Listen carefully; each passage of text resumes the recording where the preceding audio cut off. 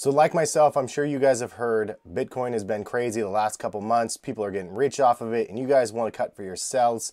This is kind of what I was thinking, but it's not as easy to get into as it might sound. Even if you have the money, you still have to figure out what to do with it. And I wanted to give you guys kind of my top 5 tips for starting out in crypto as a beginner.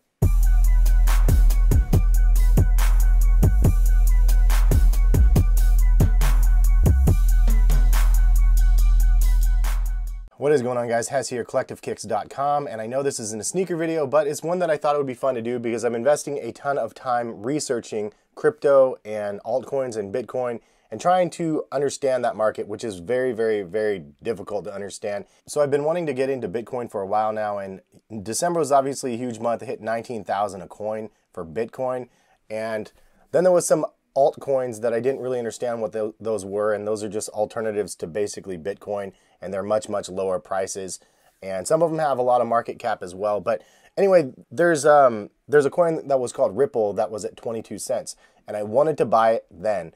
I had money in my hand and I said, I want to buy this, so I thought it was going to be easy and go in and just put my money towards Ripple, and then all of a sudden I would own part of that, and then I could watch that wave as it went up. Well, this week Ripple hit $3. So Ripple went from 22 cents to over $3, and I knew about it then. I wanted to get into it then. I had the money then, but I had some logistical constraints that made it so I couldn't actually contribute. So I wanted to do this video for you guys that are new to the crypto space, for people that are actually wanting to invest, haven't done it yet, but are planning to in the future. And if that is you guys, then pay attention to this video. Obviously, I'm not a financial advisor or anything like that, and I don't have an overly detailed understanding of everything in the crypto space because there's so much involved, and it's definitely very, very future thought. So I'm not advising you guys on what to buy. I'm just giving you guys my experience thus far for what happened to me. So the very first tip has to be to only put in what you're comfortable losing. And I know that a lot of other people have said this. It's definitely true though, because you don't want to put in your life savings into Bitcoin and expect to grow exponentially and become rich off of it.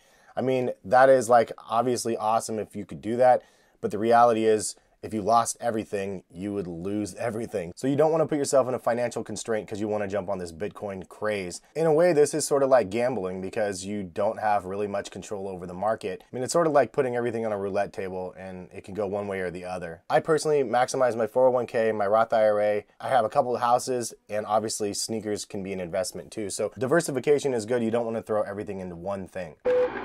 So tip number 2, which is also another important one, is to set up your accounts early. So I'd recommend, if you guys are really interested in this crypto space, to go to some of the links in my description and sign up for some of these accounts. Because what happened to me is I set up my Coinbase account thinking I would just have the Bitcoin immediately, and then I could transfer it over to Binance or Kraken, which are the 2 other sites that I'll mention in a second.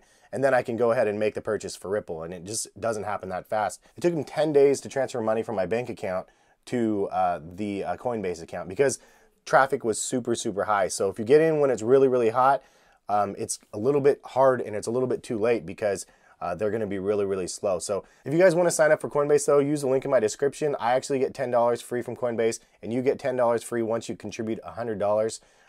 But again, put in what you're comfortable with. If you only want to put in $10 to start with, at least do that and link up your accounts. But on Coinbase, you can buy Ethereum, Bitcoin, Bitcoin Cash, which I don't really mess with, and then Litecoin. And those are the 4 right now. If they offer other things, which there's rumored that they're going to get Ripple, then it would be awesome if you could buy a Ripple directly. But definitely set up your account ahead of time, because if Ripple does move over to Coinbase, you'll have money already ready or accounts linked to be able to actually make those purchases. So I mentioned 2 other accounts that are pretty important to start. One is Binance, one is Kraken.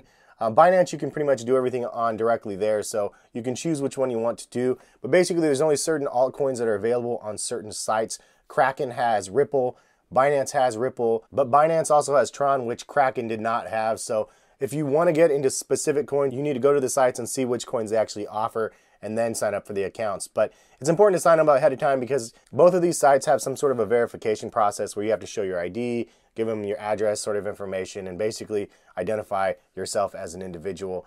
And that can take some time to be able to get those verifications. So again, part of the reason why I say just go start these accounts and then you'll be good to go. And if you guys want to sign up for either of those accounts, I'll link them below in the description. An additional tip here is that you should probably start off small in understanding how money is transferred and how dollars are converted into Bitcoin. Altcoins are a different beast in itself because a lot of them are weighted against the Bitcoin price point. So when you go to these altcoin sites, basically it gives you a percentage of what the Bitcoin value is. It doesn't tell you that this coin is worth $2. So it's kind of hard to understand how all of that works. For me, I'm not really good at math.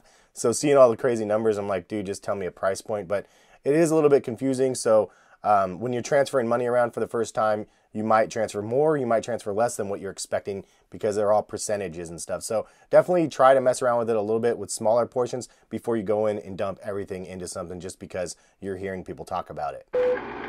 Tip number 3 is one where you should definitely do your research before you just jump onto these waves. Some of these things people are just talking about, it's really, really unclear to me at this point if people are just talking because they want personal gain versus they believe in a product and they think that it's going to go to the moon. Do they think it's something that is just really, really big that they can invest in now and then pump and dump? Or is it something that they're going to hold long term? You don't know people's strategies by them just disclosing something on Twitter saying that they are buying something.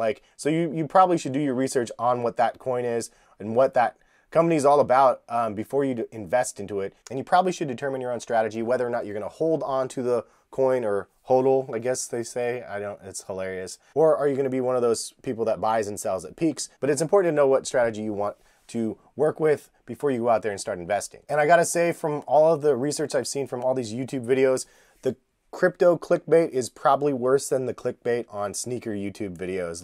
The clickbait is crazy bad because it's really easy to go out to those videos, look at the thumbs up, thumbs down ratio on the general consensus of the public, and then go, yeah, that's a great coin for me to buy.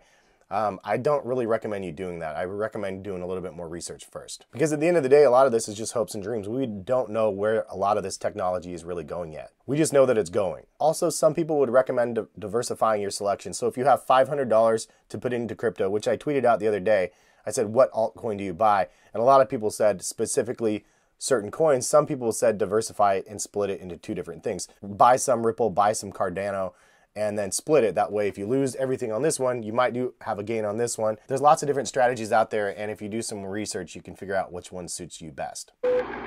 So tip number 4 is buying altcoins can be a little bit tricky. So this is a scenario that I went through, right? I lost money in Bitcoin to start because I invested at 18K when that was almost at the peak of what Bitcoin was. And because I did that, it took 10 days for the banks to clear.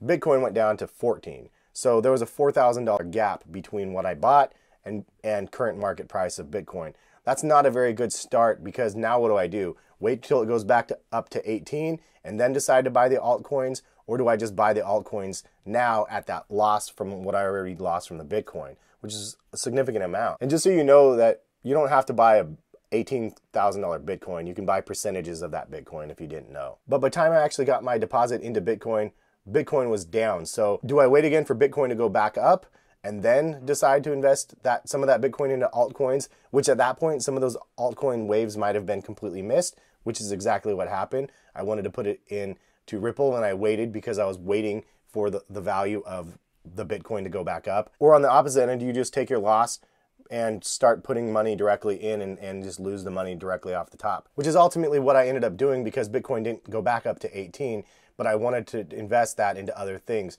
So I just wish I would have done it a little bit earlier because then I would have hit that Ripple wave a little bit more. I don't think the Ripple wave's over. I think that it's still going to go on, but I missed that initial point where it could have been 5 times the value of what I bought in at. The other thing to note is to transfer Bitcoin from Coinbase to Kraken or Binance, it does cost a fee for you to move that money from one Bitcoin account to another Bitcoin account. So yes, it's all your Bitcoin, but you do have to move it from one account to the next, and there is a transaction fee. I believe there's a transaction fee also when you go from Bitcoin to Ripple, and when you transfer that to the other currencies. So there's a little bit of fees here and there. Just be aware of them because they can add up. So back to my earlier point in the video, it's important to know which sites have the altcoins that you want. If you hear the buzz about Tron and you're trying to buy that on Kraken, it's not available, at least from what I found. So you have to go to other sites that Tron is available. Also on the same note, some of these sites accept Ethereum and Litecoin to be able to buy other altcoins with,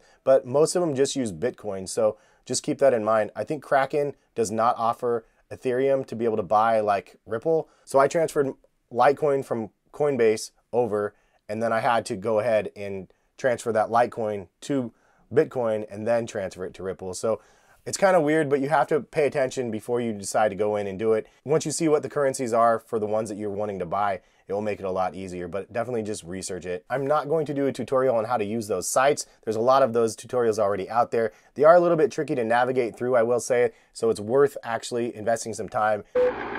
And the last tip for you guys is to definitely not panic buy. And I know it's easy to have FOMO, fear of missing out, but panic buying is probably one of those things where it's tough to determine, because how do you know that the wave is over?